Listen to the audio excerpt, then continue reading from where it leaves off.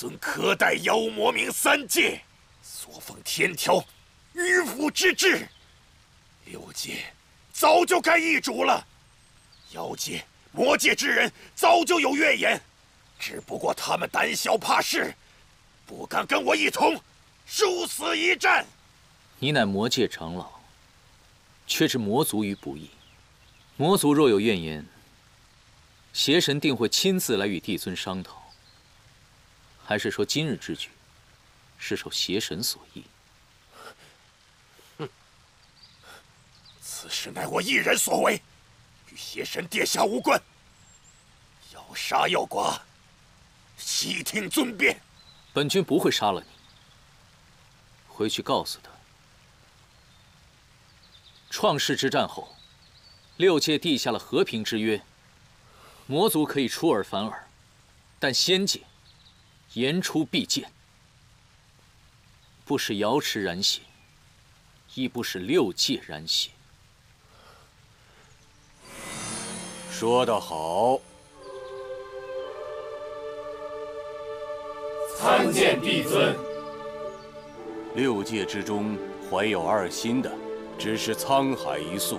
吾相信，有应渊帝君在，定能保我6界太平。我们冥界敬服仙界，绝无二心。利剑断，莲花开，这正应了6界交好、止戈霸武的愿景。今日莲花一开，此2人化为人形，实乃祥瑞之兆。应渊帝君，此2人乃是你所救，那他2人的名字，就由你来取吧。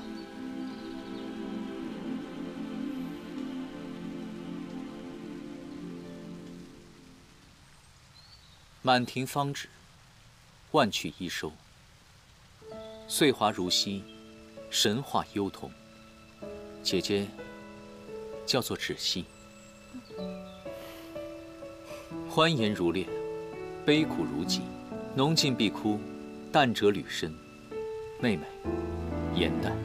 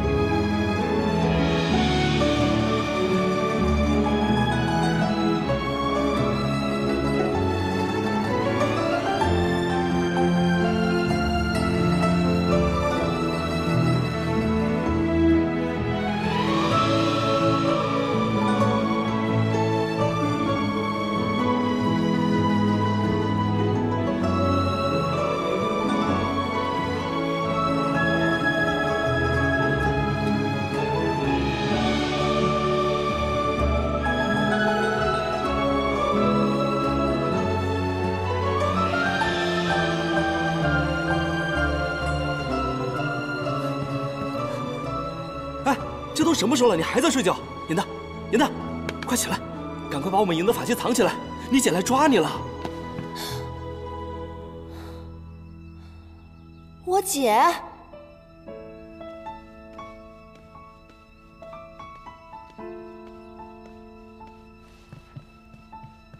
芷溪仙子，颜淡呢？她不在啊。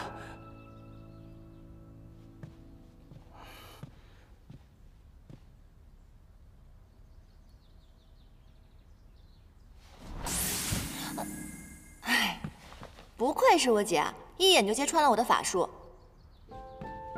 我说芷溪，你现在不是应该在妙法阁掌事吗？你怎么跑这儿来了？有何贵干？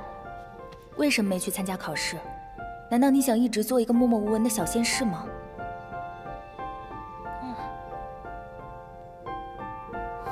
我不是这个意思。啊，明白明白，我是鲛人族，能够飞升成仙，管理这偌大的藏书阁已经是荣幸之至了。你们姐妹俩好好聊。北冥仙君让我去找那个东海水族戏略，哎，不牵扯了。姐，虽然你现在已经是妙法阁的副掌事了，可若没有我们这些小仙士进进出出的，你们的工作也不方便嘛。你少贫嘴了，快说，为什么没去参加考试？我实在是对那些仙法一点兴趣都没有。颜淡，你要知道，陆明只能做个小仙士，那是因为他是妖族成仙，但你不一样，你天生仙胎，身负着众仙的厚望，而且你的慧根和灵力都远高于他人，你就不能争点气吗？你知不知道，那些爱嚼舌根的小仙，为了此次考试特意开下赌局，就赌你能不能通过考试。嗨，没关系，我们四爷汉旦一族有你就够了嘛。芷溪你呢，聪慧勤奋，而且出类拔萃，仙途光明，你就好好努力，到时候我就可以狐假虎威，狗仗人势啦。少乱用成语。是真的，芷溪，我已经打算好了，以后我就指着你这个靠山了。我知道你对我最好了，我就可以做一个废物的小仙士了。芷溪仙子，妙法阁掌事身边的碧翼找你，说是关于贺典的事儿。好，我这就去。你呀，既然你对仙界不感兴趣，那你平日里就看一些修习仙法的书籍。啊，知道了知道了，找你那肯定是大事儿，你快去忙吧。我晚点再来找你。不用担心我了，去吧去吧。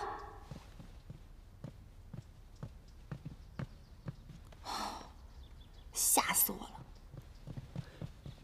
你姐要知道开设赌局的是咱俩，会不会扒了我的鲛人皮，砍了你的莲花镜啊？嘘，小声点儿。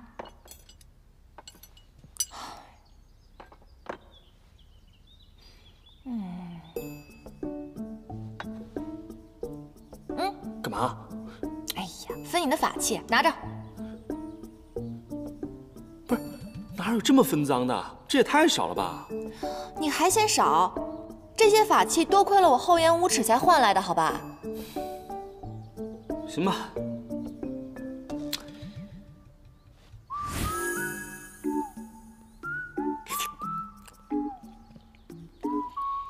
那个，你想不想开接星星大典？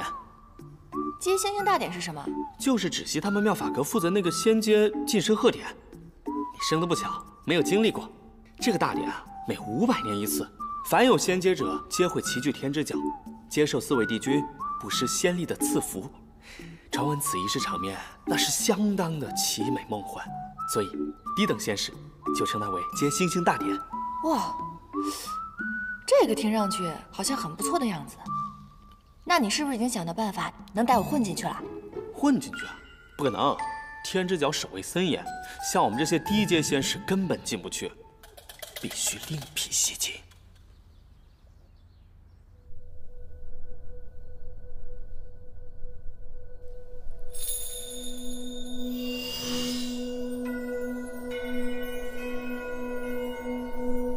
恭喜芷溪姐姐荣升副掌事，如今9重天仙龄最轻的仙官就是姐姐你了。是啊，当今妙法阁的总掌事银灯仙子，据说也是到了800年仙龄才做到副掌事的位子呢。大家莫要这样说，能有此际遇，不过是我运气好罢了。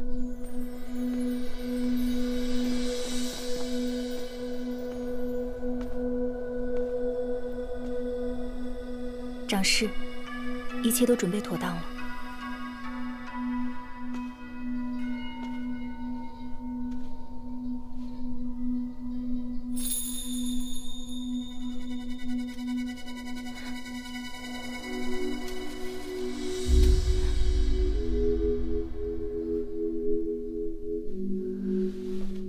你去那儿值守。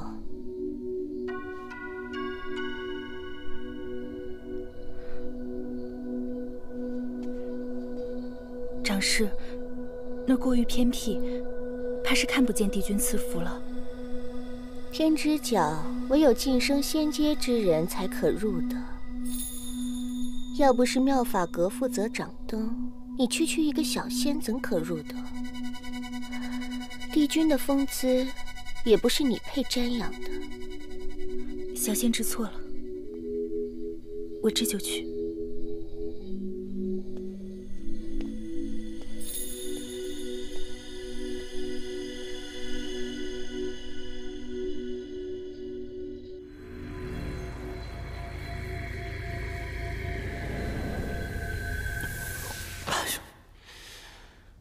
这胶珠镜不是你家的宝贝吗？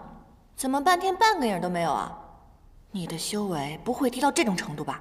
这还是我从父亲那里偷来的，也是第一次用，不要着急。快到亥时了，再过1刻，怕是接星星大典就结束了。罢了罢了，我跟你一起试试吧。好，来。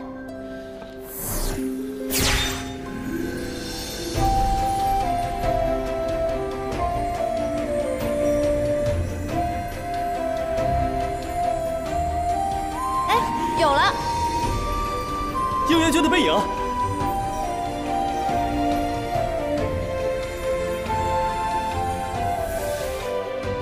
哎，怎么又没影了？你家这个宝贝也太坑了吧！什么都没看到，还浪费了我这么多修为。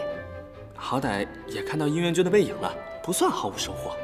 是啊是啊，应元君连背影都这么潇洒，要是能去他的宫中侍奉就好了。这9重天上有整整36座宫宇，而应渊君的衍虚天宫难进程度，甚至超过了帝尊的玉清宫，排名第1。嚯，那这么看来，分配仙士的长侍不得乐坏了？这得有多少仙娥给他送礼啊？错，衍虚天宫的一切人员调动，皆要应渊君的手感，不是谁想进都可以的。唉，这个小人帝君果然事儿多，仗着自己仙力超群，就如此跋扈。如今世间仅存6位上神，帝尊、4大帝君，外加魔族的邪神，应渊君一人可抵100万雄兵。千百年来都是因为他在，魔界才不敢妄动。500年前要不是他，你和芷溪早就命丧魔族之手了。应渊君是你的救命恩人，你为何如此没良心，还说他是小人？就是，反正我就是看他不顺眼。应渊君深居简出，除了关系与他要好的几位仙君，外人甚少能瞻仰到他的尊容。哎，颜淡，他到底长什么样啊？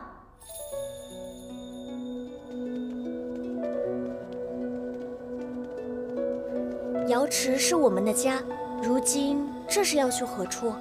姐姐，我们换人了，不能再待在池子里。日后要去哪儿，怕是要问他了。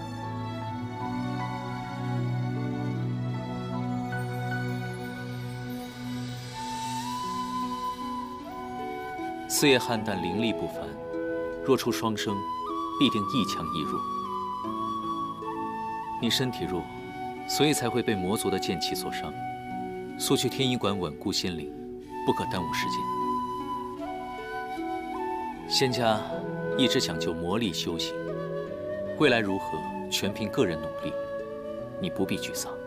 姐姐才不弱呢，为花时都是姐姐为我遮风挡雨，你怎可随意评判他人？快向她道歉！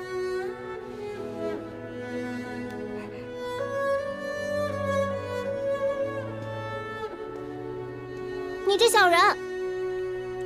我那个时候刚刚化为人形，就见了那么一次，此后再也没有见过了，哪里还记得？再说了，现在天规明令禁止，神仙们不能动情念。我看你啊，趁早放弃吧，他再好也于事无补的。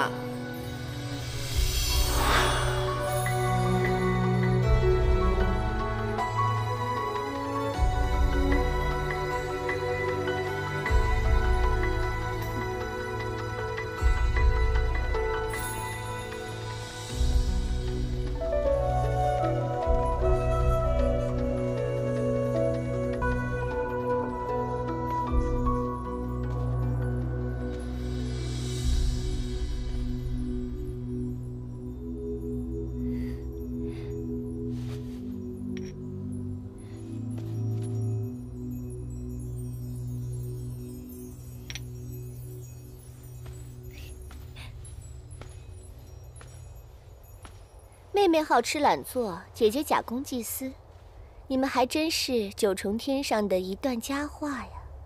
颜淡在北冥仙君的玄心崖当差，一向认真，从未犯错。虽然他仙法低微，但他痴心纯正，率性真实，并非长师口中这般。长师平日里怎样说我都不在意，但你没资格评价我妹妹。不要以为你当了副长师就能如此和我说话。要不是思璇出了事，就凭你自己，再过500年也坐不上这个位子。思璇总长师一向待下宽和，对你也十分照顾，而你竟然告他触犯情戒。如今你坐上了他的位子，午夜梦回可能安心。他德不配位，触犯天条，我取而代之本就理所应当。你再不忿，也得忍着。妙法阁如今我是长师，你不过就是一个没有仙阶的副手，而我前身便是帝尊案前的灯芯。升仙阶时，这仙殿更是应渊帝君为我亲手锁点，这就是你和我最大的差别。帝君的仙力，哪怕微小如尘屑，你也不配拿。把里面的东西倒了，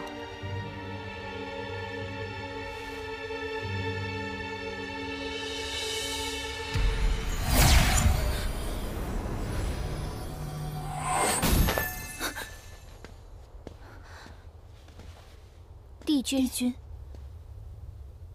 这些仙尘落在地上，着实可惜了。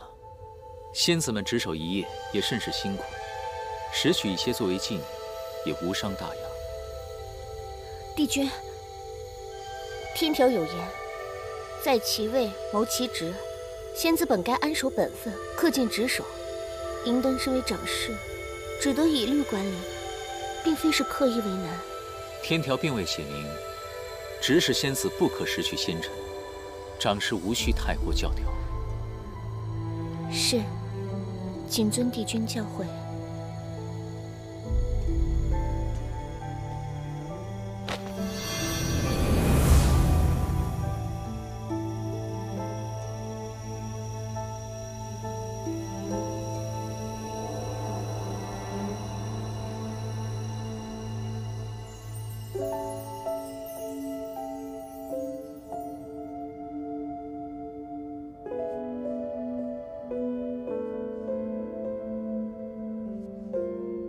为何佳话与佳话的区别如此悬殊？一个是掌管天庭至宝的天之娇女，一个却是给北冥仙君喂鱼的低等丫鬟。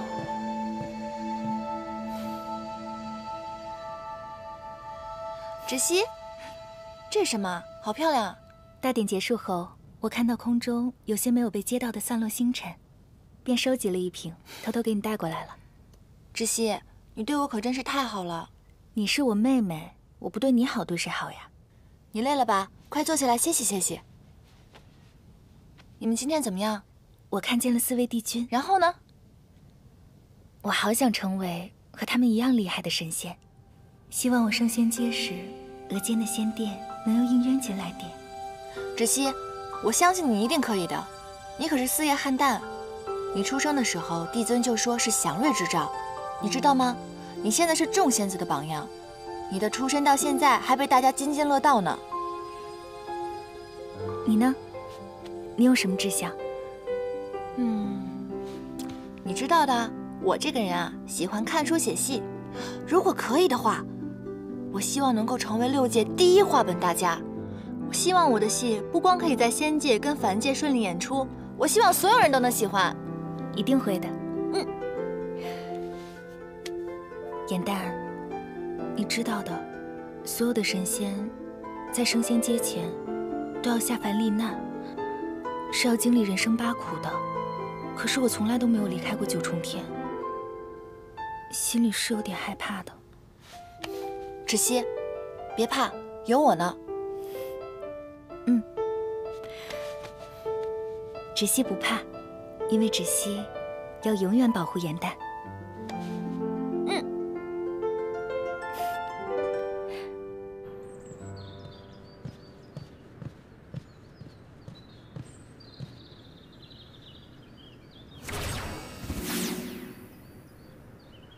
我们玄溪崖的仙龟每日必会被人偷偷翻过面来，却从来没有人抓到过始作俑者，莫非是他？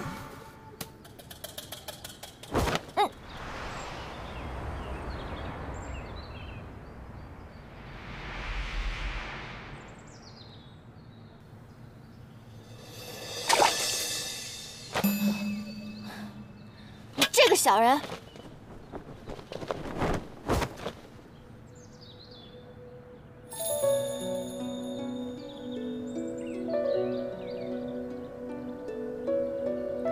这个人怎么这么眼熟啊？我是不是在哪儿见过他？大胆！你是哪个宫的小仙，竟敢翻我们玄溪崖的仙龟？怎么，有胆量翻龟，没有胆量报上你的姓名还有仙号吗？想逃是不是？这个人的面容跟背影都好生熟悉，好像在哪里见过似的，可怎么都想不起来了。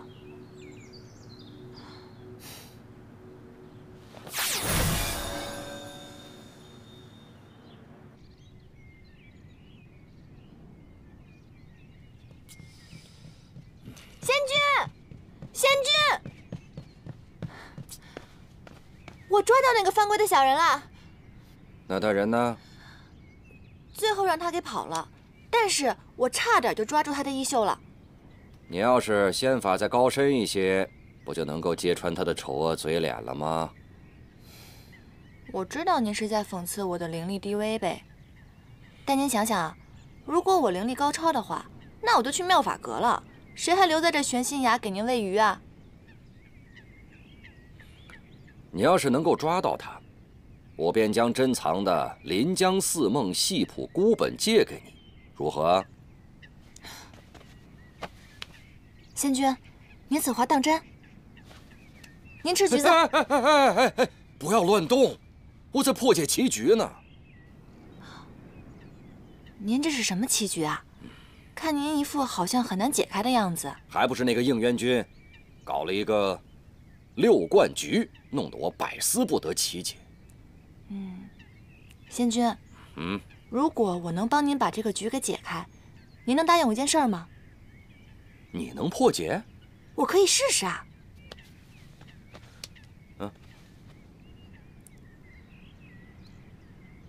此局虽名为6冠局，实则是一统大3冠中另藏的3节循环，兼充无用，用飞风徐徐制之，便可破解。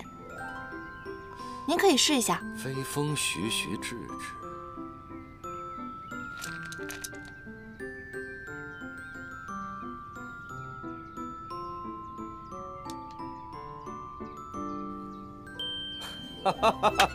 好，妙！哎呀，你这个小丫头，别的事情你是什么都做不来，没想到下棋你倒是蛮有灵性啊！有您这么夸人的吗？那您刚刚答应我的事情，可还算数啊？只要你每天都能来帮我破解应渊的棋局，其他的事情咱们都好说。这当然没问题了。我其实就是想每天能够早点来，然后提早点离开，您看行吗？没问题。其他的仙兽啊，你就不用喂了，你只要把崖里的这些水族喂饱了，你就算交差了，好吧？仙君，您果然是个大好人，我给您捶捶背吧。哎呀，您真是个好人。哎呀，好了，好神仙啊！这般无师自通、聪颖非凡的小仙，着实百年一遇。只可惜此人心性太过浮躁，若能加以磨练，日后必成大器。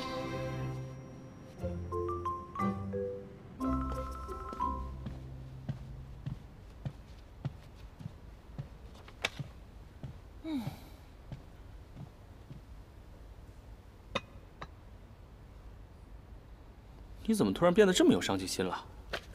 我自知我没有天之娇女的命，但是有天之娇女做靠山，照样是先生赢家。你要找谁当靠山啊？我姐芷溪啊，她马上进仙考核了，以她的实力，肯定能够顺利通过。不过通过之后，她便要下凡去历难。我听闻瑶池盛宴最佳表演者可以得到帝尊的施恩。我呢，打算写一出拔得头筹的大戏，到时候我就请求帝尊让我代替芷溪下凡历难。你是不是傻啊？这下凡历难那是十分艰难的修行，你知不知道有多少神仙那是有去无回？我当然知道，要是那么容易的话，我还费这么大劲干嘛？差不多行了啊，快把这吃了。再过2个时辰，你就要去玄西崖干活了。对了，明日你陪我一起去抓临江四梦。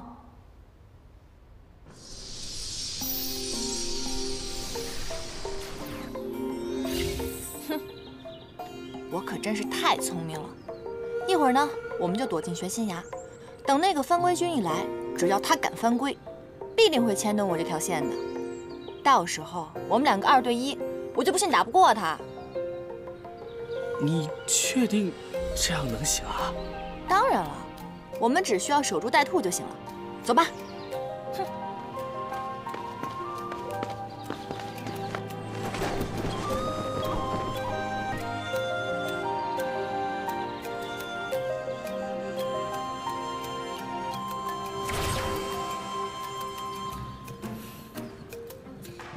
快点，快点！哎，小心！哎，不是已经查了线吗？他来了，怎么我们毫无察觉？对啊，怎么可能？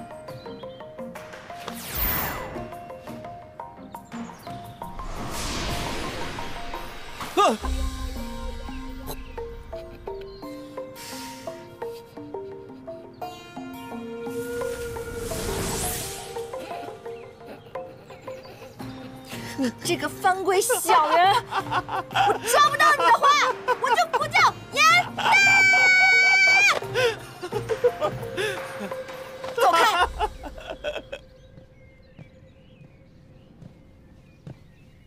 世云，啊，严旦，番龟君抓到了吗？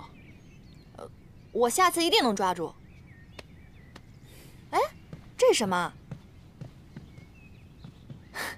北冥仙君什么时候养了一青一白两条小水蛇啊？他们呀，才不是什么水蛇呢，而是龙。银白色那条啊，是东海龙尊家的太子敖轩；青色的是南海青龙族的公主昭兰。龙族啊，觉得我们九重天仙界盛，所以就把他们子女送来养了。哼，你不说还真看不出来是龙。小家伙。哎。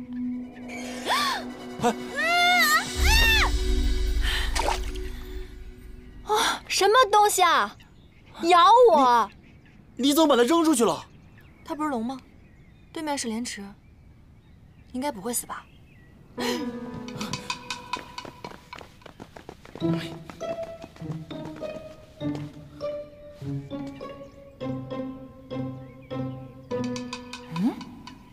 这条鱼不会被小白龙砸死了吧？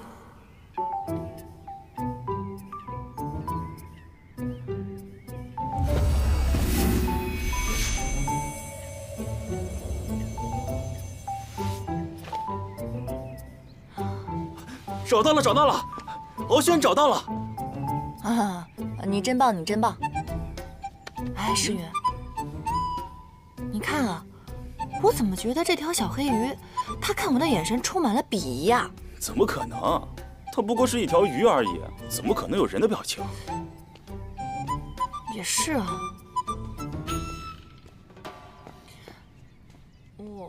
刚才是我不对了，还好我的真身是药。如果刚才真的把你砸晕了，我可太对不起你了。你还瞪我是不是？啊，你这条小黑鱼，你真是鱼黑心也黑啊！刚刚明明是我救你的好不好？等你幻化成人以后，我就好好教你怎么做人。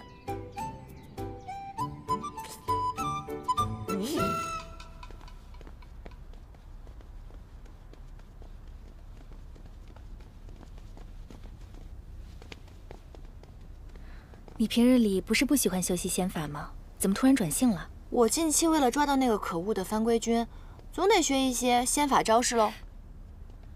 那我就拿那本《仙经注集》给你吧，里面都是些入门级别的仙法，非常适合你们修习。不过你要耐住性子，一点点读哦。嗯，谢谢姐姐。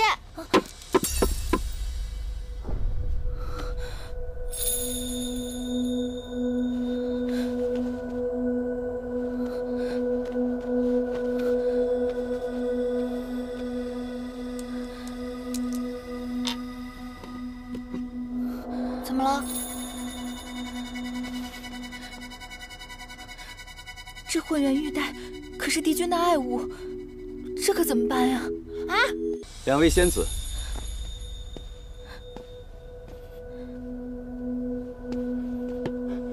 这腰带伴了帝君2000年了，你们竟然如此不小心！是谁摔坏的？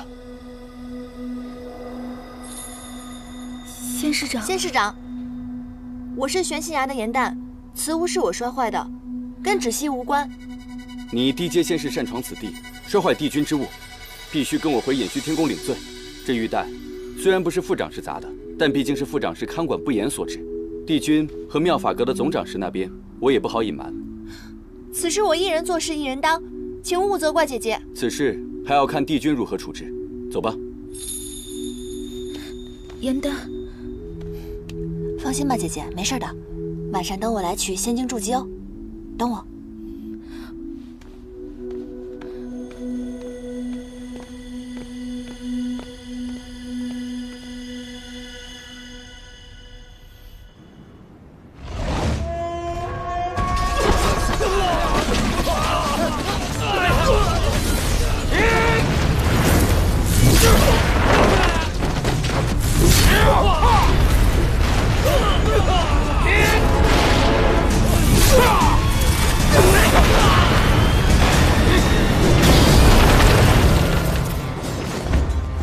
元帅，妙法阁掌事思璇所到法器已被魔族转移。你速去找应渊帝君，让他务必拦截住丢失的法器，否则此战难以平息。是。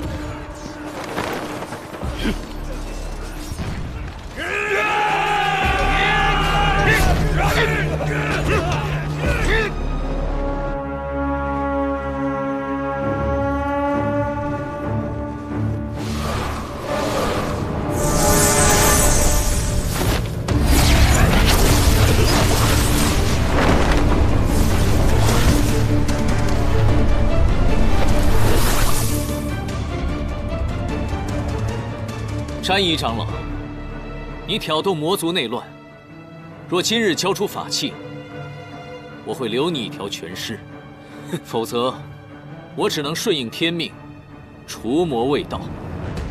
这9重天最强的法器都在我手上，休想让我束手就擒！解阵，诛杀帝君！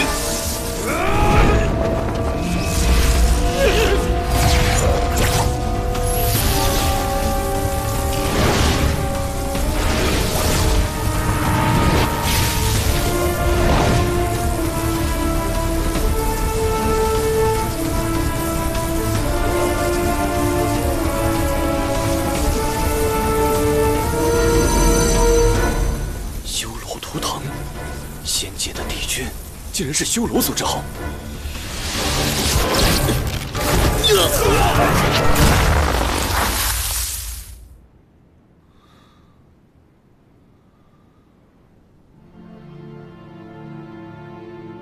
我想你的身世，今日也该告诉你了。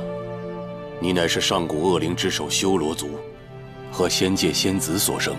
你额上的黑纹，便是修罗族的图腾。那我的母亲呢？ 当年你的母亲被你父亲蛊惑，她在生下你之后才知道，原来被利用了。于是她选择了以身殉道，和你的父亲同归于尽。在临终之前，她把你交给了我。应渊，你本不该存在于这个世上，但当时你太年幼了，吾不忍杀你，于是抹去你额上的黑纹。 亲自抚养你，教化你。但是应渊，你要记住，你修罗族的身份绝不可暴露。如果在仙界有人知道你是修罗族的后代，必会杀之而后快。所以，你是仙灵之后，无父无母，记住了吗？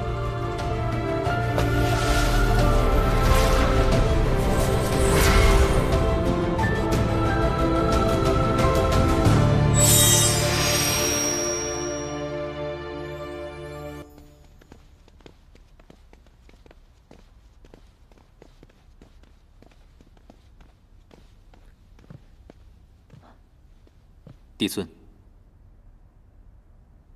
如今魔族内乱已平，被盗法器尽数追回，已录入了妙法阁。此战，天兵死伤1000，天将折损2名。火德元帅正在天医馆探尾伤员。这100年来，魔界内乱不断，每每累积仙界出手，方可平息。此次更因为思璇和魔族长老暗通款曲，将无数的仙丹送往魔界，才令战事焦灼数月。你此次下界，魔界的玄香可有异动？回禀帝尊，我的一应行动，玄香都鼎力支持。他多番表示自己生性自由，并无野心。我细细的与他接触之后，发现他表里如一，和光同尘，并非伪善之人。 邪神玄香若真无野心，便是6界之福了。玄香如此性情，对仙界恐怕是喜忧参半。此话怎讲？玄香，他并不适合做魔界之主，他不喜欢权势，任由长老争权引发内乱。如今魔族看似内耗，但分久必合。若有一方逐渐强大的话，魔尊之位难保不会易主。到时候大战在所难免，还请帝尊做好防备才是。明日起，天机阁天兵处停止一切修牧，皆由你来指挥，绝不能让魔界有可乘之机。是。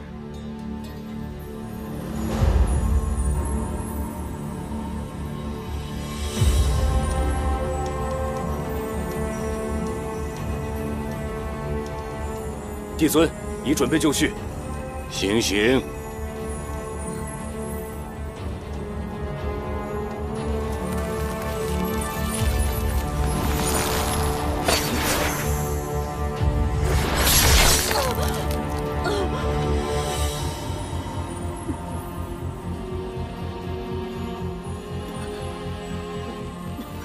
看见了吧，一个有锦绣仙途的仙官长士，连桓清都曾向我要过此人，却因为一个情字，与魔族中人珠胎暗结，违反天条。受情罚者，若不认错，至死方歇。帝尊，思璇只守数千年，一时被蒙蔽。帝尊，可否饶恕他这次？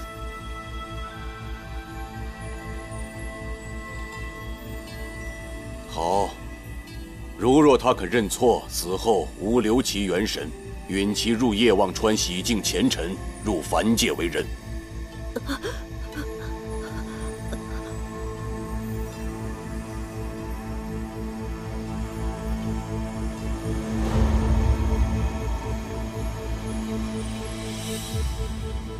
思璇，詹姨长老已死，你还有悔过的机会。爱人已死，我岂可苟且偷生？况且，明明是这天条不公，我无悔亦无错。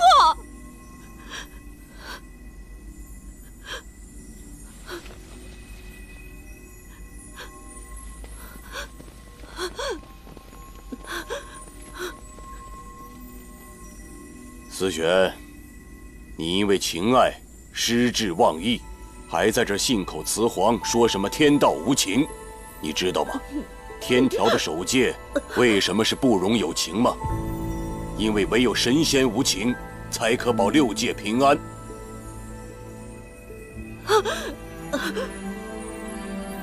应元君，看见了吧？一个情字，一旦踏错，便是万劫不复。长士有情，便死伤千万；而如果帝君有情呢？那将是六界的浩劫，没有人可以幸免。你知道，现在六界为什么可以暂时相安无事吗？那是因为妖魔冥三界暗流涌动，所有的逆贼正在等待一个机会，在等待你暴露弱点。怎么，动恻隐之心了？你今日的不忍，只会生出怯懦，而如果他日六界大难，你又如何面对呀？帝君，请你即刻杀了我吧！这9重天，我是一刻也待不下去了。你为詹姨受六界之苦，牺牲一切，而那人在死之前从未询问过你的安危，值得吗？值不值得，帝君日后便知。我不会有那一日。情由心生，帝君难道就无心吗？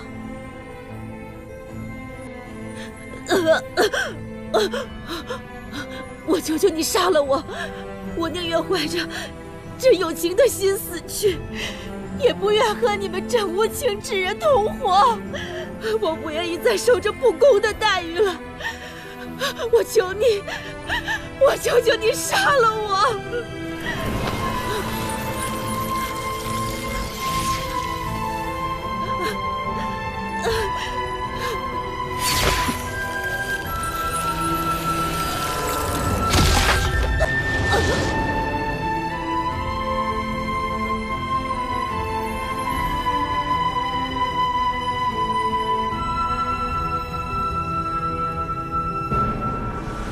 法不可为你。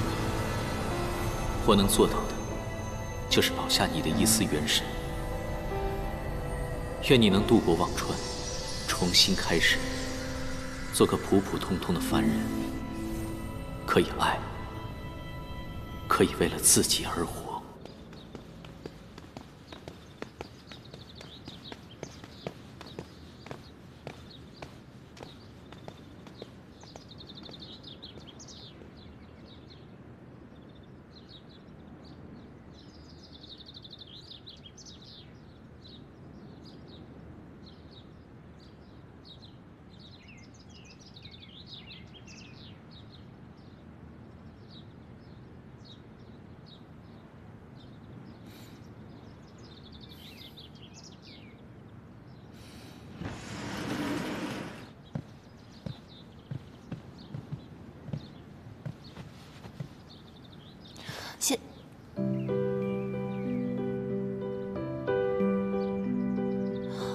范归君，是你！颜淡，休得无礼！本君先好，清离应渊帝君。帝君与范归君是同一人。小仙鲁莽，不小心弄坏了帝君的衣物，还望帝君惩罚。玄仙崖的仙士怎会接触到此物？哦，对了，你的姐姐芷溪是在妙法阁任职。是小仙去拜访姐姐的时候，不小心弄坏了您的玉带，跟姐姐毫无关系，是小仙一人所为，还望帝君明察。损坏腰带没有什么大事，起来回话。多谢帝君。帝君果然大人有大量，小仙日后一定会多多。我说了没有什么大错，但并不代表不罚你。青云，在。偏殿是不是还缺打扫的人手？是。颜淡损坏玉器，性情顽劣，罚其入偃虚天宫侍奉，亲自缝补混元玉带，直到本君满意为止。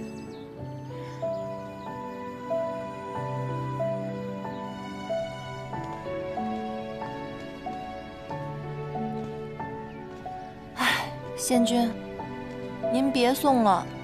今天我就要走了，你要好好保重身体，以后我会常回来看您的。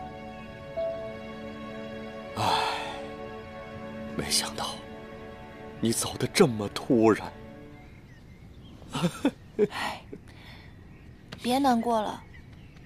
这以后，谁来帮我破解棋局啊？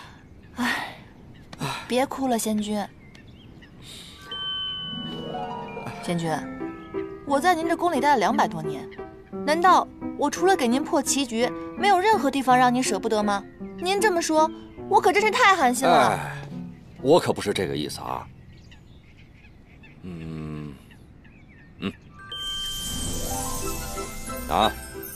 这袋法器，就当是分别时我赠送你的礼物了啊。但是你要记住，以后可要经常来看我啊。放心吧。仙君，这个法器沉甸甸的，我此刻终于感受到您对我不舍的心情了。这样吧，在临走前，我再帮您破一局棋，怎么样？好啊，好啊，来。我突然想到了，我知道翻归的那个小人是谁了。是谁啊？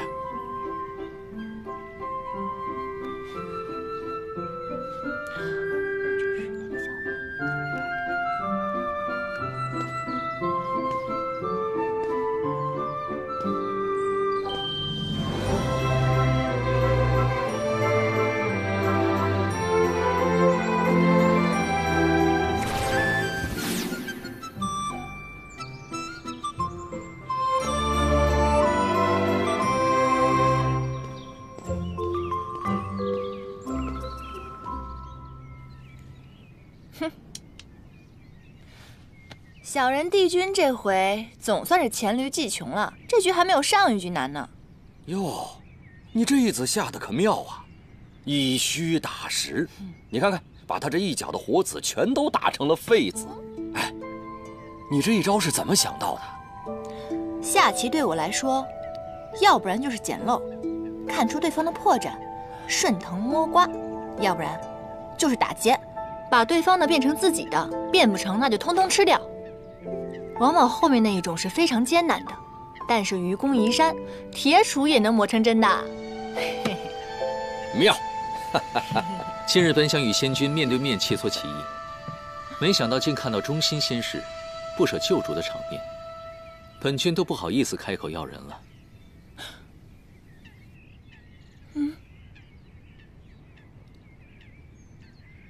哈哈，应元君，你什么时候来的？小人帝君那句我就到了。看你们如此专注，我也不好出声打扰。你好歹堂堂的上神，你这样如此偷听别人的墙角，这样不太好吧？唉，本君上梁不正下梁歪，影响的仙君一起作弊，真是惭愧。啊，应元君，你说笑了，你一定是看我破解棋局呢特别的辛苦，所以呢你就一次一次的降低难度，故意放水，是吧？刚才只是说笑。颜淡呀，去了偃虚天宫之后呢，由你亲自教导，我想他的棋艺和仙法一定会更上一层楼的。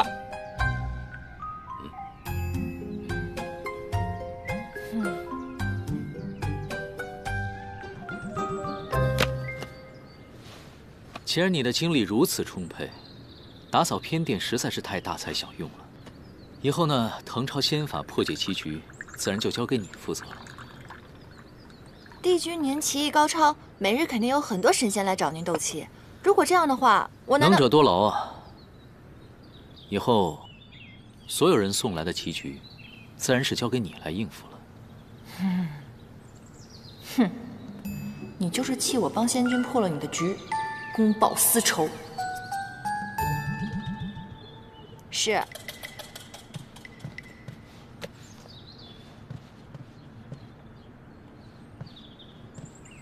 还有，混元玉带尽快补好，莫要让其他仙士去催，白白浪费别人的时间。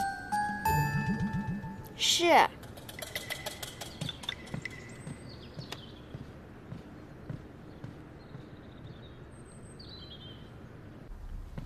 应渊这个小人，他表面温文尔雅的，他实则呢肚子里一堆坏水，给我安排这么多活让我干，他就是故意想整我。小人。没想到。众人眼中如此完美的帝君，还有这样一面，这在我心目中的形象又丰满了一些。哎，你到底跟谁一伙的你？好了，颜淡，帝君犯规不过是童趣之举，哪有你说的那么严重啊？况且他与北冥仙君对弈，外人本就不该干预。你当着他的面说他是小人，他还能一笑了之，可见他宽宏豁达。是个正人君子。窒息，你清醒点好不好？你这是色令智昏啊你！你们知不知道偃虚天宫有多大？每天什么活都让我干，腰酸背痛的。还有那个书让我抄了一遍又一遍，我脑袋都快疼死了。多少人想来偃虚天宫还进不来呢？你有这样的福气，应该珍惜才是。哦。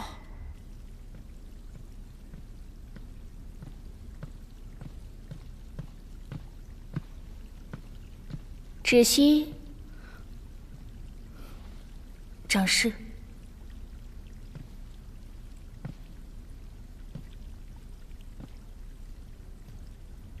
耍小聪明让妹妹顶罪，你们还真是姐妹情深。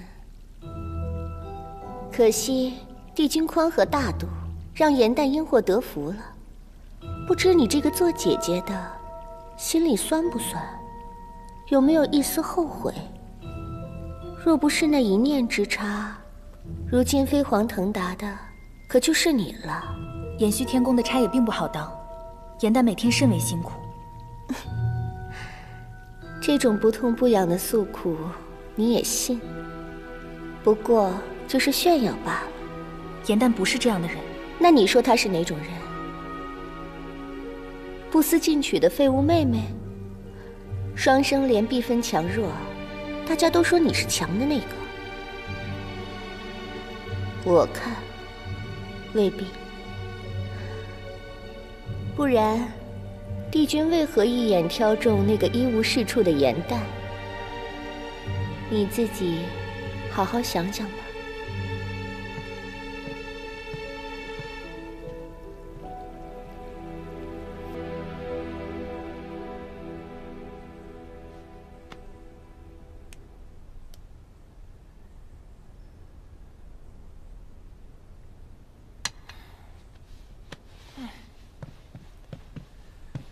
颜淡，你最近神神秘秘的，还不告诉我你写了什么？现在可以说了吧？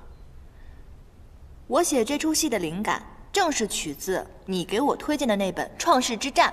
哦，上古初期，混沌初开，修罗族以神器无双镜打开了摩天结界，掀起大战。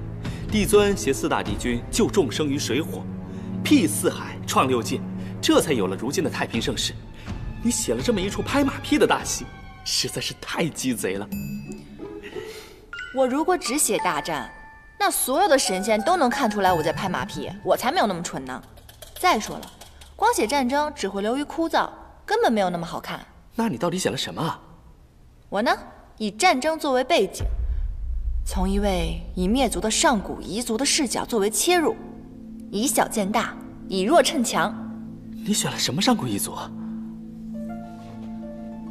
为了相助4帝君，在创世大战中全族覆灭的九岐。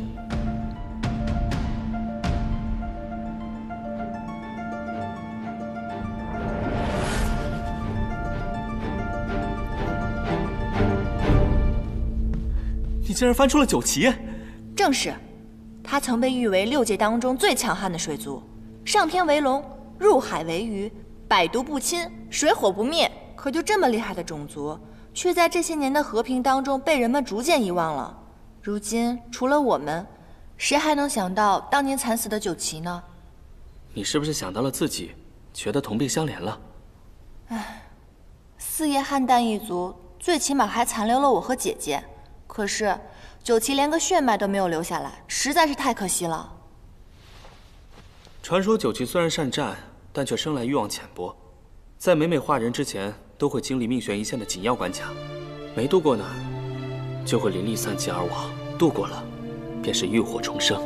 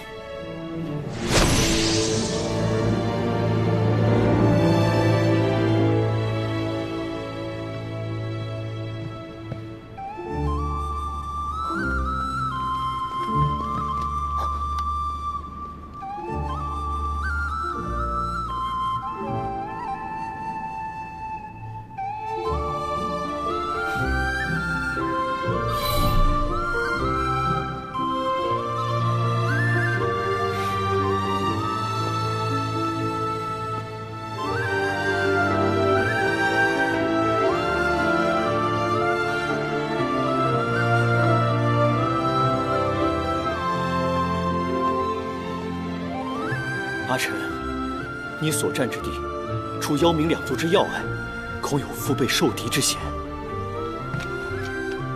定要小心。我会的。妖冥2族尚好对付，而你，风翼，平定了生死场，速速来找我。这是自然。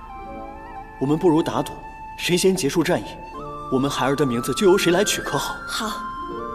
希望孩子诞生前，我们便可团聚。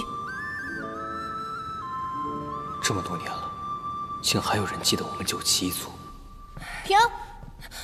哎呀，不对，你是九岐族赫赫有名的女将军，哪怕面对生死离别，你的眼神必须是坚毅的，你要压制住内心的不舍，明白吗？还有你，并不知道这一别将是永别，所以你的表情不能太过于悲怆，并且你要相信眼前这个人一定会得胜归来的。这样吧，大家再来一遍好不好？颜淡，时间不早了，今夜就先排到这里吧。明天一早大家还要起早侍奉呢。哦，那那今日要不然先这样，你们回去好好研究一下，散了吧。走。哎，这儿的长师收了我们送的法器，没说什么吧？没有，帝尊重我亲闻，这个戏台子也荒废了很久，长师还乐不得我们用呢。那就好。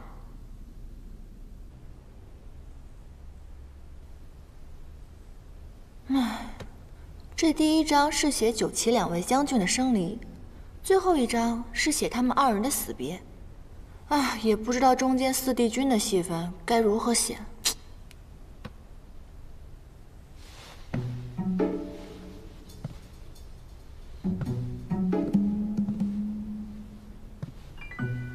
好呀，陆明，竟然想吓唬我！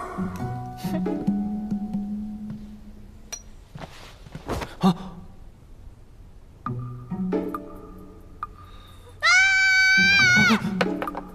哇！我的骑马！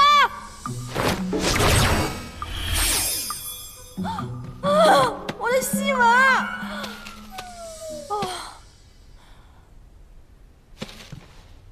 兄台，你哪位啊？你为什么半夜来我房间，还会水系仙法？你说，你干嘛的？不说是吧？好，你不说的话，我现在喊天兵抓你了。天！我呢，只是一个刚刚偷偷化成人身的一个黑羽小仙而已。啊，我是无意间误打误撞的走进披香殿，看见你们正在排戏，我觉得很有趣，我又想知道后续发展的情况，就偷偷溜了进来。我只是想看看后面的戏文是怎么写的。刚化成人形就长这么大？原来是水族，怪不得能灭火。所以你刚刚说的那些，就是你帮我抢救戏文的原因喽？啊。看来你这条小黑鱼还算有良心嘛。我之前认识的那条就没有你这么有良心了。看你的装饰吧，确实不像什么仙君仙士，所以你跟我来，当真是因为觉得我戏写得好？是啊。乾隆尊还有尊后的故事，我也很想知道后面到底发展的怎么样了。哦，对了，九旗呢本来是我们的四海龙尊，我很想知道他们接下来的情况。你居然知道九旗？哦，我以为现在除了我，没有人知道九旗了呢。小伙子，有眼光啊！叫什么名字啊？我还没有名字。连名字都没有，看来他定是身份微末，处事艰难。是这样的啊，今天你遇上我，算是你的幸运。以后跟着我吧，只要有我在，保证带你吃香喝辣，做一个快活神仙，怎么样？若非是他在我渡关的危急时刻献出真身相救，我必不会这么顺利的成功化人。既然如此，就算做个跟班也无妨了。怎么样？考虑好了吗？当真如此？当真如此啊！你不是还没有名字吗？啊，让我来帮你取一个吧，等着啊。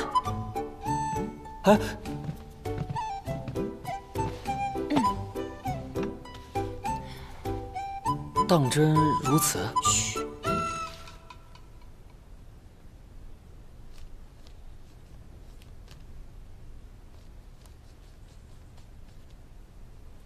好了。这个名字竟然还不错，是吧？于墨。我明明写的是于黑土啊。啊？不是你说的吗？你刚刚从小黑鱼幻化成人形，所以我觉得黑土很适合你。不，这名字未免也太土了吧？还是于墨好听一点。你看啊，是命运让我们相遇，又是缘分让我来看错这2个字，所以我决定往后还是叫于墨吧。虽说有道理啦，可是我还是觉得黑土比较可爱朴实啊。不是，还是顺应天命吧，往后就叫于墨吧，好不好？那好吧，就叫这个名吧。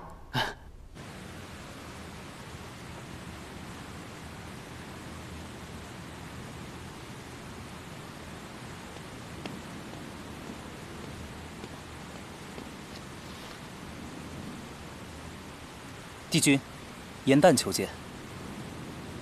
所谓何事？说是腰带补好了，帝君是否一见？叫他进来吧。是。针脚比上次好了一些，但丝线的颜色本君不喜欢，拿回去重新缝。帝君，那你到底喜欢什么颜色？随缘。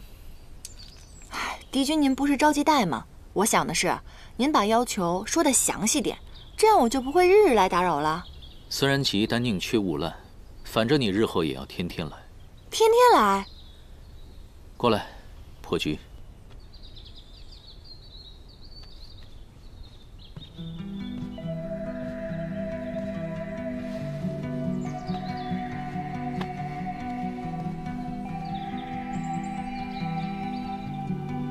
这盘棋局比帝君给仙君的那盘棋要深色奥妙很多，这是哪个宫的仙官给的？是我自己设计的，你看看，可否能解开？我试试。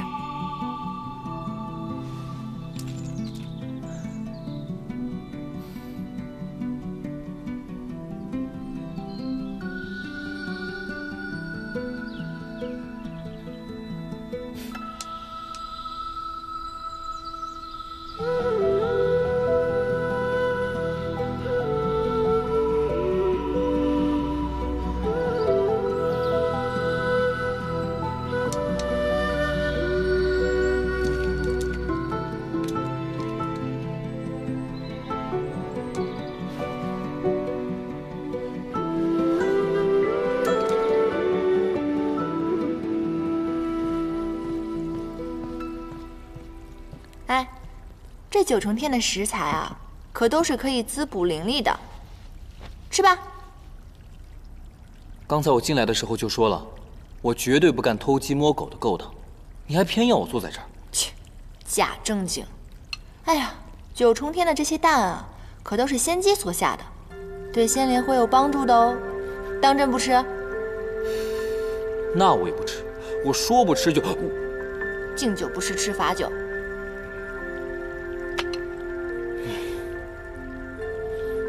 我说，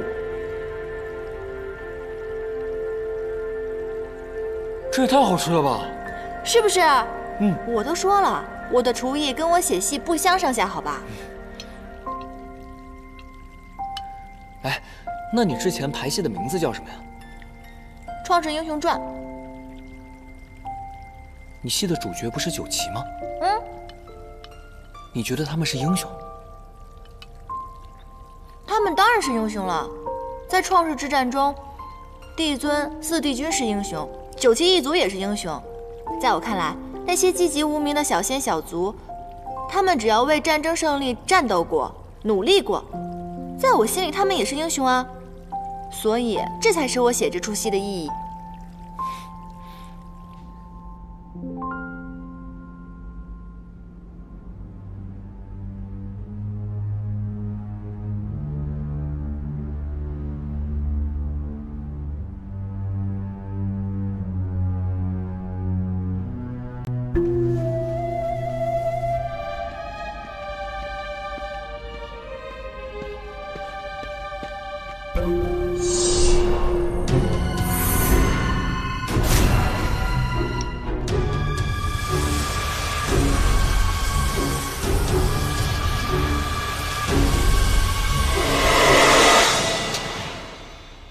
是不查不知道，一查吓一跳。原来地崖上那棵昆仑神树，竟然是创世之战后挪移过来的。神族与魔族仅是一线之隔，而且此树灵力太过强盛，4帝君肯定是觉得不宜长期种在魔族，一方以后难以控制。反正我是无法体验大战时那种惨烈了。不过那棵神树，咱们倒是可以去看看。哎，我正有此意。不可！昆仑神树是靠吸收灵力为生的，若是不小心被它捆住，几百年的修为就要废掉。况且，地崖是9重天的禁地，若是被抓住了，可是要受罚的，知道吗？快点，快点！救命啊！救命啊！2位仙友，救救我！你是哪宫的小仙官啊？你怎么被这神树给捆住了？我一时贪玩，误闯了禁地，没想到就被这棵树给缠了。可是古籍上记载，只有对此树施了灵力，它才会主动攻击。你又为何偷偷在此施法呢？我怎么知道这么多？我只是看叶子好看，想取回一片拿回去做书签罢了。小心，他骗我们。啊？你骗得了别人，骗不了我。你刚刚在撒谎，那树上有刀痕，是不是你弄的？昆仑神树的枝叶既可以制毒，又可以制成灵丹，你一定是偷偷到此的。说，你是哪个宫的仙使？说。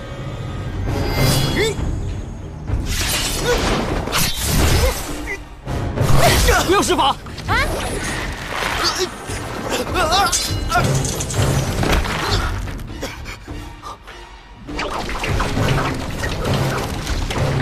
小心！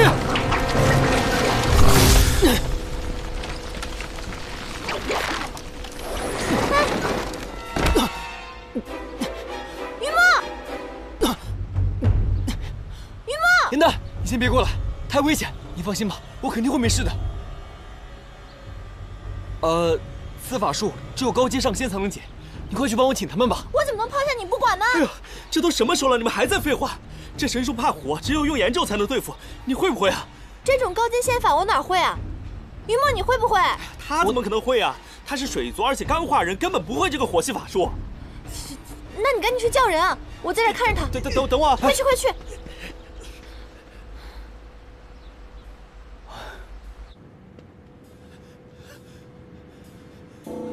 激动仙君，救命啊！激动仙君，救命啊！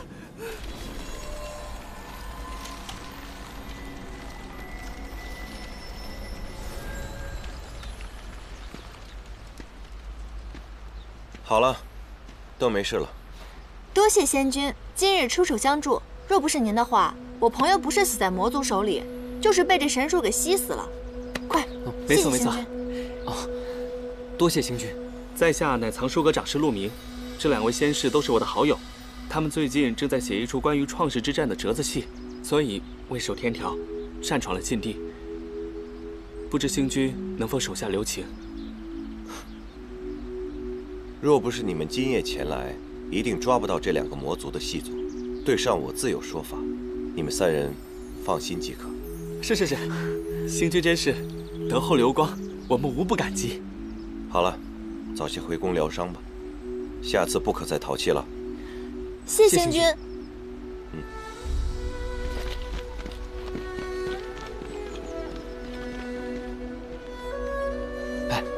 如此好脾气的上仙，我还是第一次见。是啊，我之前觉得北冥仙君已经够好了，没想到今日才知道什么是真正的上仙风范。你们有所不知啊，这基督星君还阶乃是上仙，且仙法十分高深，仅次于4大帝君，而且为人霁月清风，温柔风雅，对再低阶的仙士啊都客客气气的，从没有人见他发过火。我们运气真好。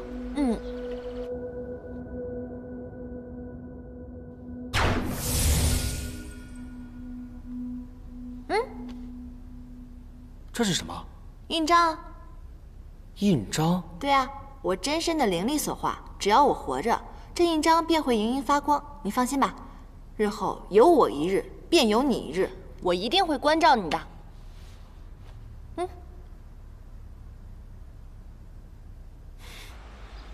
现下有2件无头案最让我挂心，应元君可知是什么？第一件是细作如何潜进天庭，所以我才带你过来。魔族之人就是从这里进来的。这仙界与其他各界皆有结界相隔，9重天与魔族之间的结界更是上世元尊的元神所化，无人可攻破。这些细作法力又不高强，如何进得来？思玄用情至深。他既能将妙法阁的法器丹药运下界，那他自然也能将魔族之人运上9重天。莫非是他盗用了上古神器无双镜？妙法阁遗失的法器当中，正有此物。火德元帅在魔界最偏僻的幽玄之野抓到了此玄。我曾经一直没有想明白，他为何会在那个地方。如此说来，地崖之下正是通往魔界的幽玄之野。地崖是禁地，长日无人，这里就是他最安全的选择。为防魔族觊觎无双境，我已经向帝尊请示，将其销毁，所以日后再无其他人打开结界。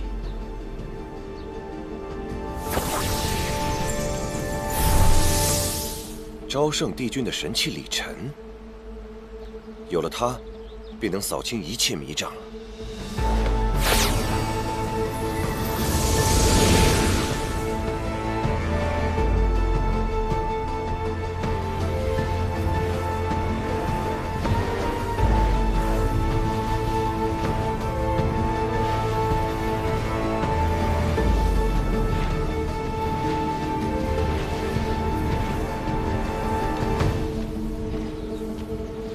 原来魔族细作就是从这里进来的。暂时不能封，免得打草惊蛇。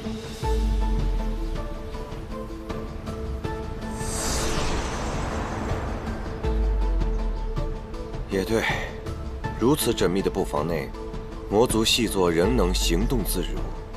看来这平日里行事定是十分小心。哎。你可有找出其余魔族细作的方法？只需破译传递情报的方式，就能让他们主动上门。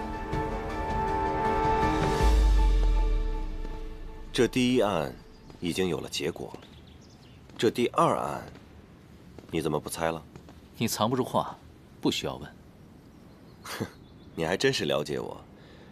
我已经按照你说的，派人暗中细细调查过了。贝琴细作伪装成弥罗宫的仙士，当值期间没有跟任何人有过接触，也没有去过任何可疑的地方。他们随身之物也都搜查过了，并没有可传递消息的法器。为了隐藏身份，他们自然很慎重。情报的传递，一定是在他们每日必经之地，这样才不会引起怀疑。必经之地，无非就是这条天街。这条天街所有的宫灯、砖瓦，一处都没落下，可还是一无所获。不如我们打个赌，若是我能提前找到这关窍，你就把珍藏多年的那本棋谱送给我，如何？婉清，宫墙上的装饰是否都是五瓣梅？五瓣梅，应该是吧？这我还真没留意过。你是觉得有什么不对吗？哎，你还没回答我呢，赌还是不赌啊？为了你好，不赌。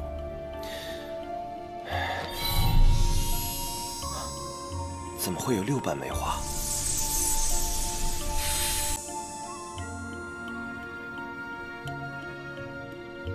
上仙陶子气与仙魔两界来往，精通魔族秘药，此物交给他更合适。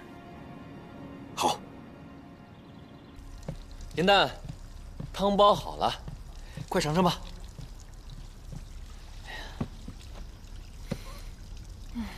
银蛋，怎么看起棋谱来了？哎，仇人，还不是那个应元小人，天天逼我下棋。我这点小聪明已经快用完了，再不练习练习，恐怕是应付不过来。银蛋，如果你输了，不是就不用干这差事了？你以为我不要面子的？我绝对不能让那小人看扁。于墨，那日你被魔族所伤，我思来想去吧，我觉得虽然我们是做仙士的，可是还是要有些仙法傍身比较好。这样吧，我呢先教你一些低阶仙法的招式，以备不时之需。银蛋，我就不用了，别麻烦你了啊，不用教了。你刚刚翻什么白眼啊你？你这嫌弃的眼神，我就感觉很眼熟，很像那个悬心崖的那条小黑鱼。这可不行啊！于墨啊，我要教你的第一堂课，就是作为神仙，我们要谦虚。起来，让我们练习起来。我们的真身呢，是动植物，所以我们在休息的时候要分五行。我属木，你属水，这个你懂吧？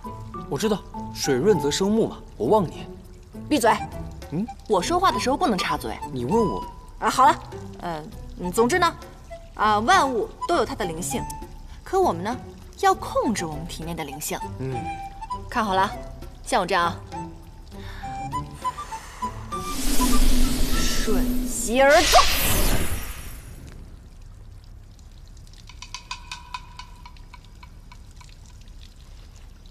哼，刚刚我呢，只是小试牛刀了一把，厉害吧？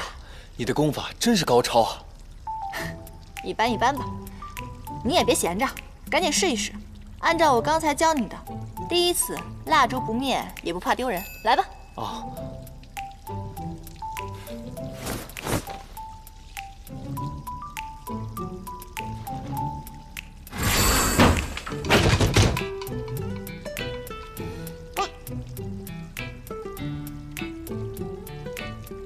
哼，嘿，挺厉害嘛。啊，还是你教的好。不好，我们被人发现了。哎呀，我们被结界包围了，怕是出不去了。就算没有结界，也只有一个出口啊！出去能被撞上，傻呀！躲起来。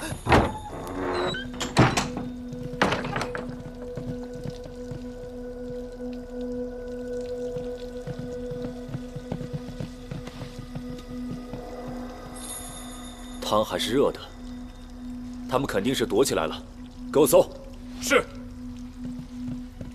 我倒是要看看，究竟何人如此大胆，日日来我店内偷吃。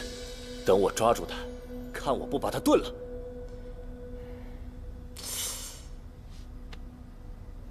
哎，咱好像这样躲着也不是个事儿。这样，我一会儿先出去认罪。我被抓走了以后，这儿的结界自然会撤。你到时候趁机跑出去。不行，严丹，我们说好了，有福同享，有难同当。行了，我是掩血天空的人，就算我被抓了也没事儿。而你不同，你的身份不能被暴露，尤其是太游阁的人。好了，你放心，我这次能保护自己的。我做事，你放心。好好藏着。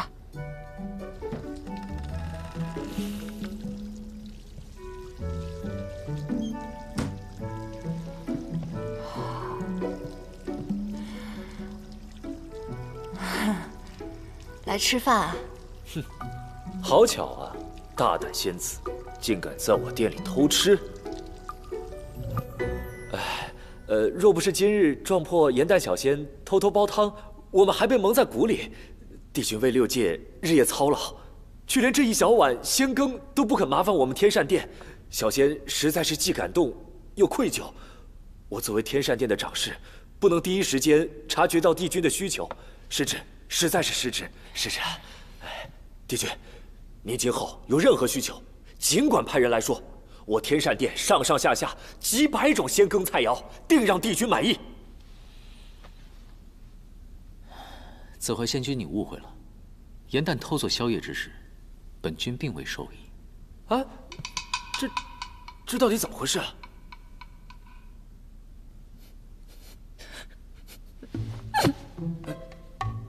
帝君，我万万没有想到你是如此之人。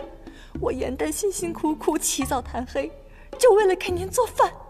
我这双手，不知道被烫了多少遍。而如今，您却为了您的面子不敢承认。啊，真是我本将心向明月，奈何明月照沟渠啊！子怀仙君，您要为我做主啊！你要让九重天上下所有的人看看，我们的帝君竟然是如此之人啊！哎呀，算了，我什么都没看见，什么都不知道啊，什么都没看见。帝君，告辞，走了，仙君，走了。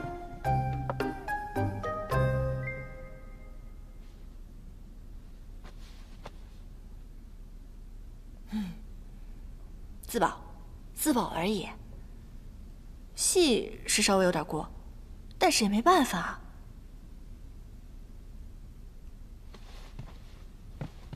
哎，帝君，我知道您大人不计小人过，肯定不会把此事放在心里的，一定会原谅我的，对吗？还有，我向您担保，这个子怀仙君绝对不会把此事说给别人听的，您放心吧。小小仙使，大诳语，魑魅心识。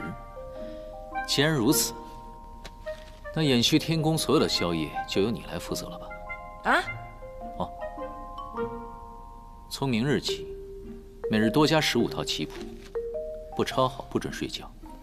下去吧。是。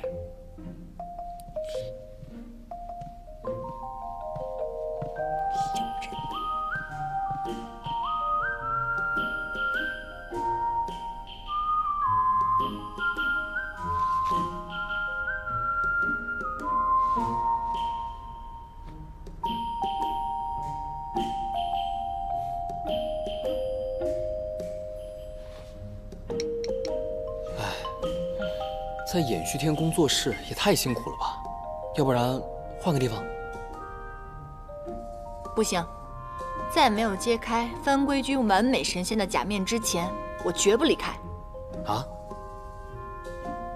而且人证我都找好了。只要我们帮他修出仙身，不仅以后没有人再敢欺负他了，而且他还能帮我一起指证番规君的怪癖。那你要干嘛？哼。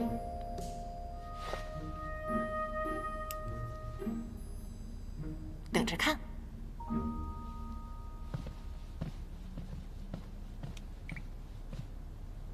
哼。严丹，你从没有学过医，如此贸然施针，恐怕对小贵不好吧？这有什么不好？修仙之旅哪有那么容易的？况且，如果他以后修成人形的话，还要感谢我呢。瞧着看。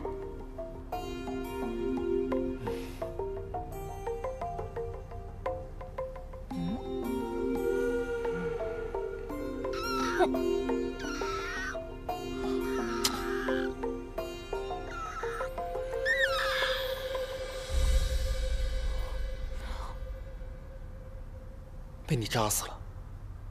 不能够，那典籍上就是这么写的。哦，不行，我得救他。哎，不行，你千万不能再动了。没把他救活了，你再死了，你们两个同时撒手人寰了。你把我一个人留在这个房间里面，那么多仙官过来查我，那我不是太惨了？那现在怎么办？来，要不然给我看看。现在你的真力还未生效，说不定我跟他多聊几句，他便会好起来。行。龟小弟，龟小弟，你看严旦对你多好啊，你不要辜负他的一片好心。你快睁睁眼，伸伸腿，然后加油加油！龟小弟，站起来，快站起来！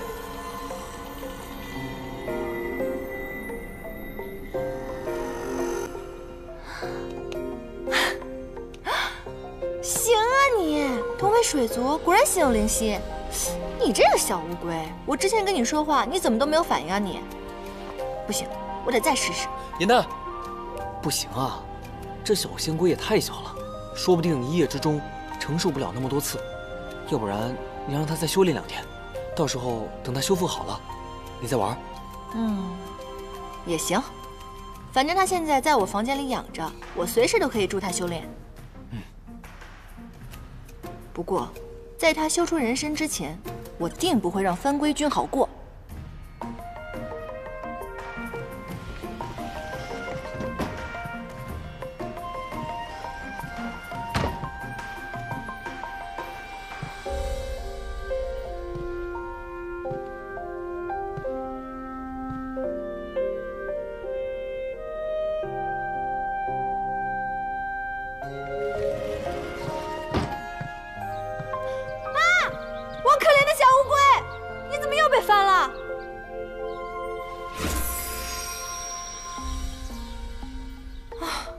小乌龟啊，小乌龟，我以为带你出了玄心崖，你就可以脱离魔爪，没有想到应月那个小人还是不肯放过你。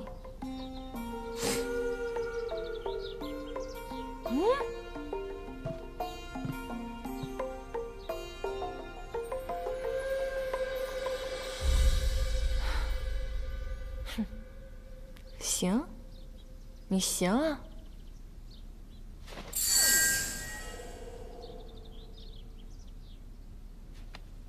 哼。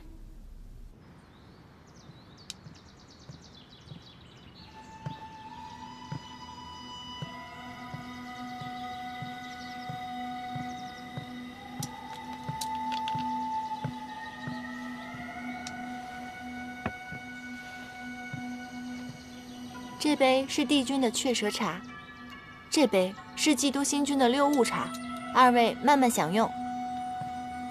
之前的密钥已破解，他们果然是双管齐下。另一队人已经趁着各宫变换法器之机，将这紫薇瓶填进了妙法阁的焚毁名录当中。昆仑神树的枝叶若入紫薇瓶，可炼制出破魂伤魄的毒药。若投入大战的话，死伤人数不可估量。是啊，我也按照之前的计划，让陶子气将神树枝叶得手的消息放了出去。他们对于这炼制破魂之毒如此势在必得，想必负责销毁弃用法器的浅云宫中，也必定有他们的内应。紫薇局已经布下，只待他们出奇，我们此局便能破功成功。我说应渊啊，你怎么趁着我专心说话的时候又赢了啊？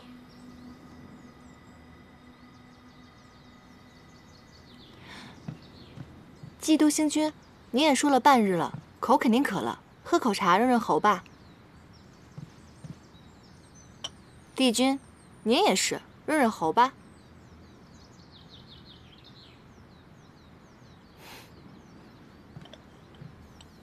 欢亲，今日我倒想尝尝你的六物茶，不如我们换换。好。且慢。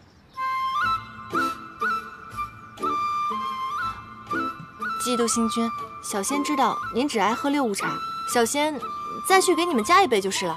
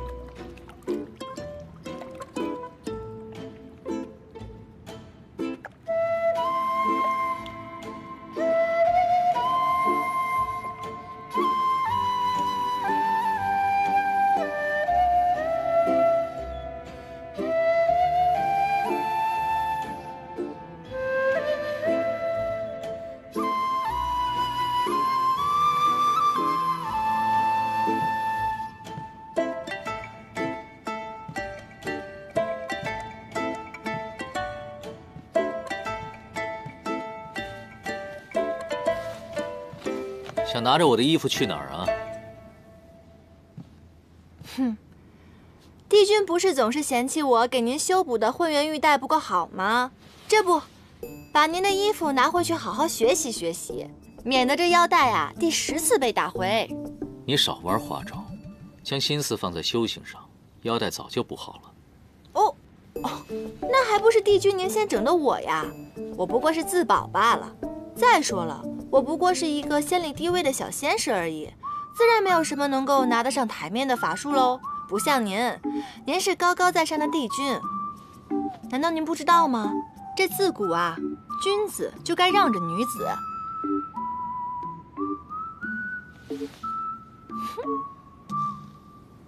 本君什么时候说过自己是君子了？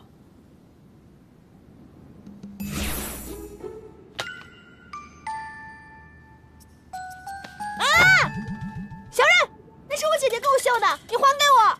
什么时候学好了规矩，再来问本君要？还给你，小人！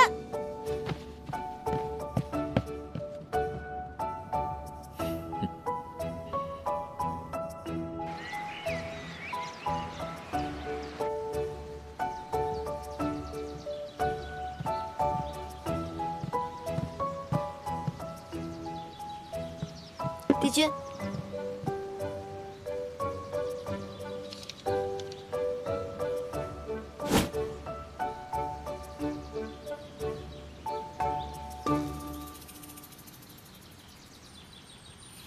终于懂事了。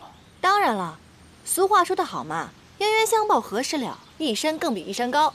您就别跟我这个小仙见识了，是不是？孺子可教。过来。帝君有什么吩咐啊？伸手。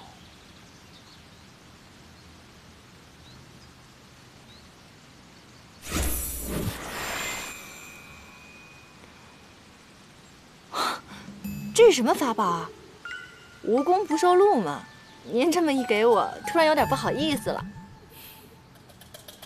15。你干什么？这叫不离镯，我在上面施了不离锁，只要你靠近我15步以内，就会像方才那样飞走。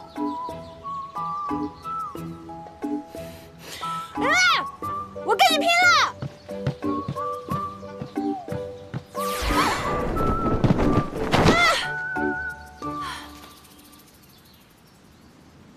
小人，你这个小人！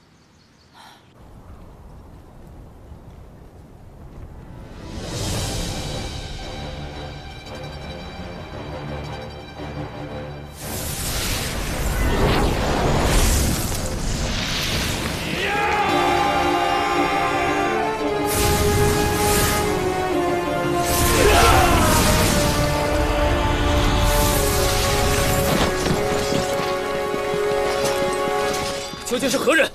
为何擅闯我魔族领域？尔等微末小卒，怎配与我讲话？仙官，仙官手下留情！有眼无珠的东西，冲撞了长老贵客，还不快速速退下！各部长老已在会兵，大祭之日即将来临，说话长老心急如焚。 正等着您来呢。邪神殿下，司玄偷无双镜，确乃我命人所为。冉青之结界今朝成了魔界之困，我族不得不求自保之本。石破谷如今是魔界领地，他神界、仙界屯兵可以，为何我魔界却要龟缩呀？招兵10万，屯兵50万。 你真是要自保，还是要谋反？如今谋反便是自保。玄香，你是我魔界至尊，你功力之高，与那应渊帝君也难分伯仲。怎么鸿鹄之身，却只有燕雀之志？殿下，冉青已亡。如若你能效仿修罗族玄烨，原来你是这番主意，看来我早就被你算计了进去。 殿下，司玄已死，魔兵已征，帝尊必要追责。殿下与其负荆请罪、忍辱讨好，何不放手一搏，杀出自己的一番天地呀？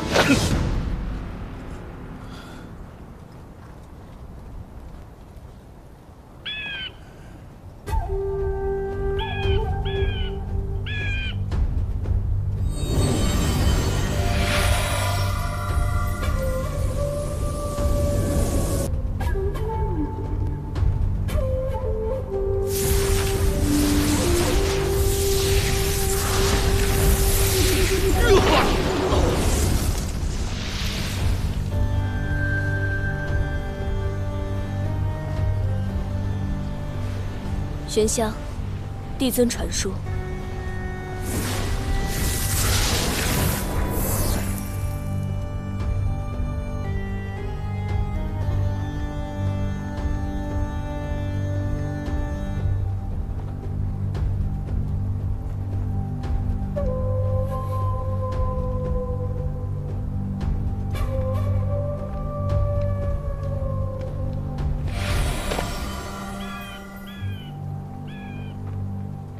应渊帝君着手彻查那些潜伏在仙界的魔族人士，恐怕是保不住了。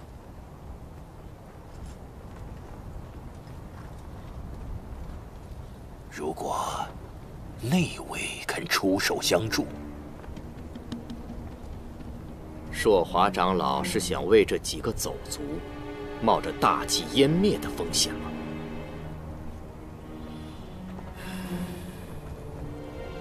帝尊昏庸，仙神霸道，致使6界欲界。此计若要依当下猛药，惨死的勇士更能够点燃沉浮多年的魔族子民心中的热血与怒火。我不会令他们白死的。只是没有无双镜，我们日后如何攻上南天门？纵使冉青神力贯世，如今数万年过去，结界早已没入。届时我们里应外合，自有破解之法。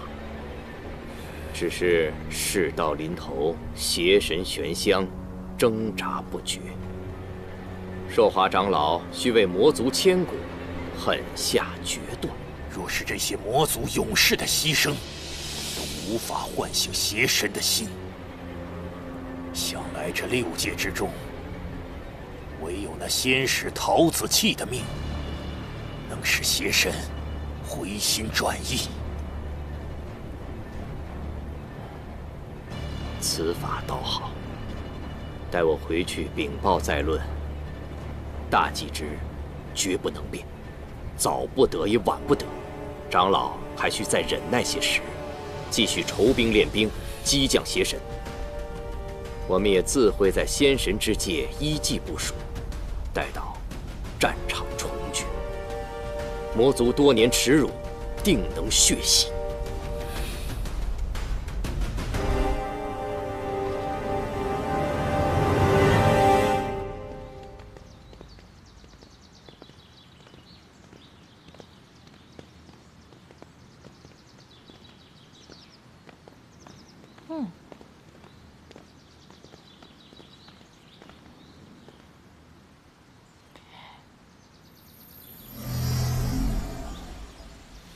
15。这个小人！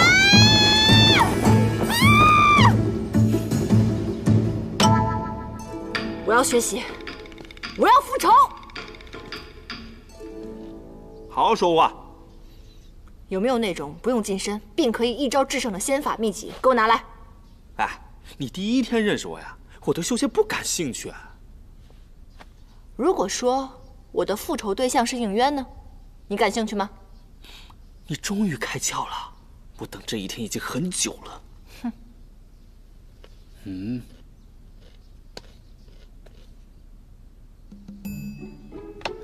你有毛病啊！迷人法则，我说的是在武力上一招制胜的，不是在容貌上，好不好？勾引帝君那可是重罪，是你不想活了，还是我不想活了？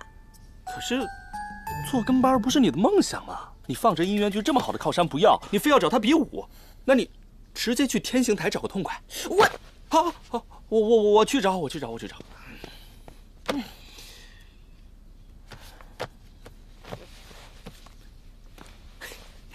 找到了，我看哪本哪章啊？全部。啊？要学仙法不修内力，那简直是纸上谈兵。还有阴阳五行、奇门遁甲，这些都学完了的话，不出意外，你还是会被应元局一招出局。要不，你再考虑考虑我的迷人法则？不考虑，这些我全戒了，拿给我吧。巧了，这些都是名录，书籍在衍虚天宫，你只有找应元君借。不，你这儿一本漏网之鱼都没有吗？毕竟这都是中高阶仙法。也许应元君早就预知到有你这么个美人姐，天意呀！哼，若真有天意，那我严旦便是他应元小人天生的克星。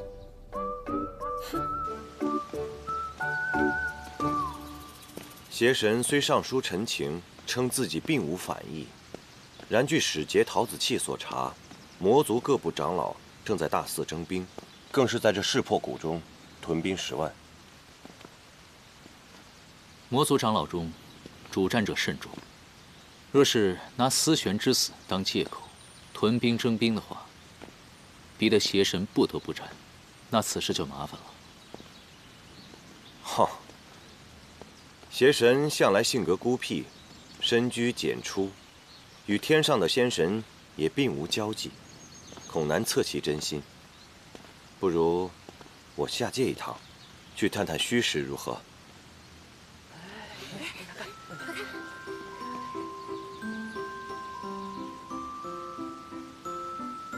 这么多典籍，这得抄上半个月吧？这小仙子犯了什么错？元旦，这本小寒经抄完了，不如借我看看。抄的真好呀！可以。是啊。这本《鸣罗六则》我一直想看，能不能你借我看一下？我也要，我也要。多谢啊。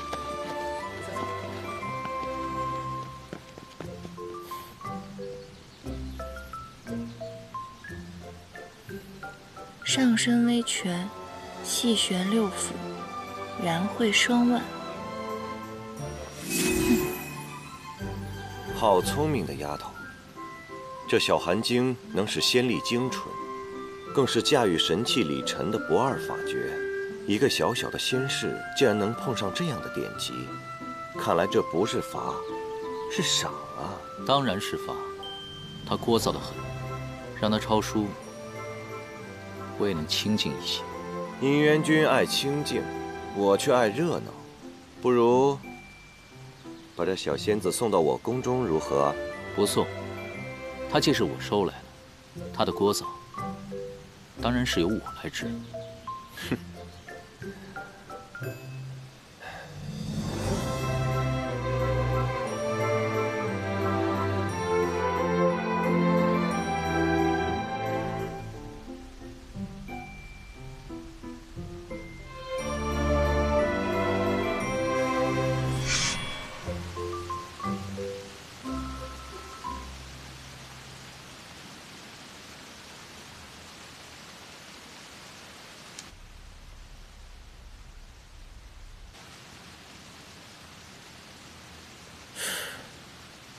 上身微拳，气旋6腑，然会双腕。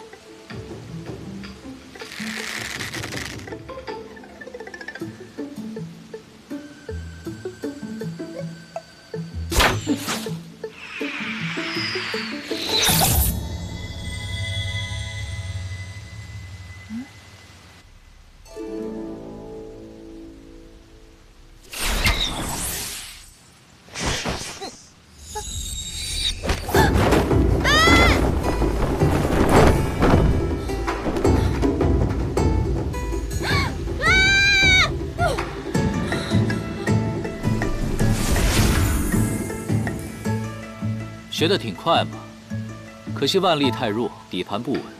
你讽刺我，你这个小人！有吗？哎，别过来！有本事你把这个破镯子给我扔掉，我给你单挑。那你有本事自己摘，本君等着那一天。哎！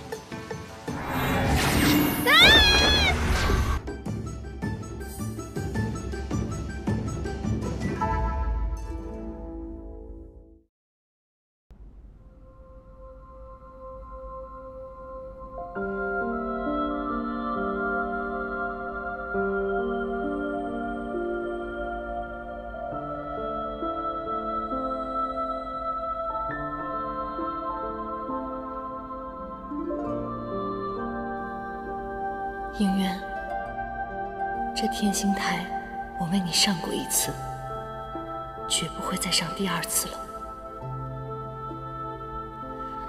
沉香燃明灭，回血散不尽，前尘空断肠。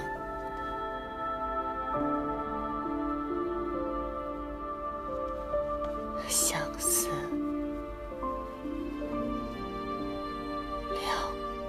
无益。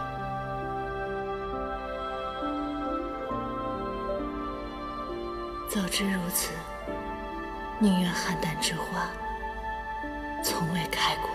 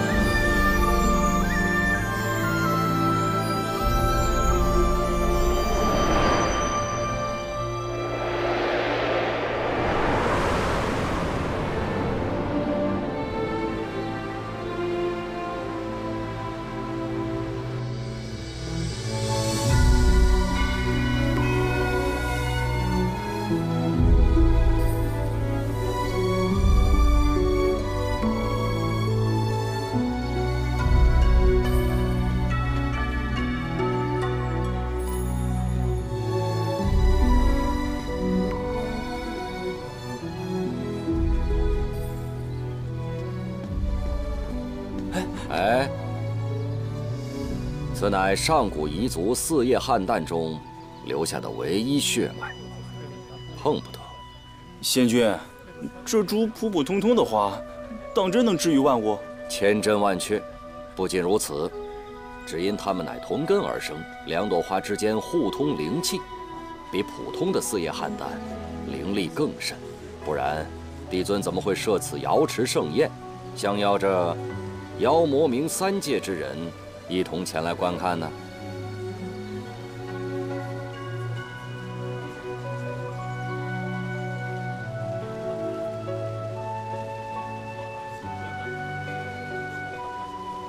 基督星君，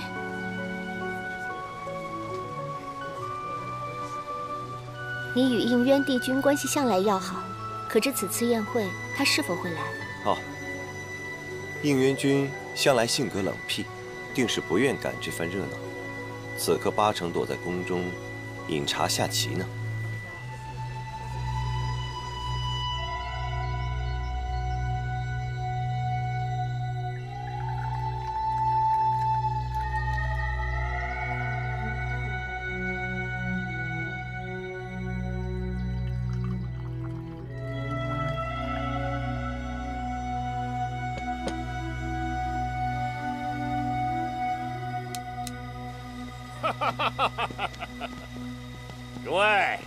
诸位，再过几日，便是我们魔界邪神万寿诞辰。此等宝物，正好作为仙界给我们的好贺礼呀！啊！说话，长老。